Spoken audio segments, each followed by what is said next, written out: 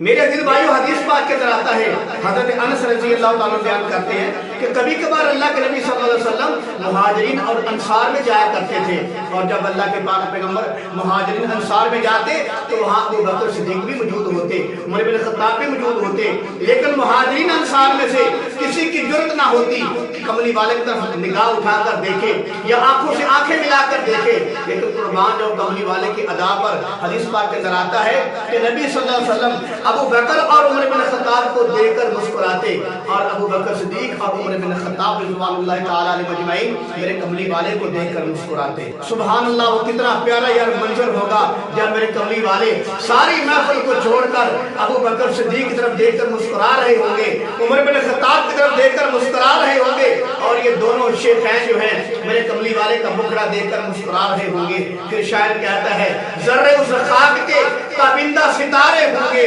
جس جگہ آپ نے نالین مبارک اتارے ہوں گے، اور کتنے رنگین تیری محفل کے نظارے ہوں گے جب تیرے گرد تیرے یار پیارے ہوں گے۔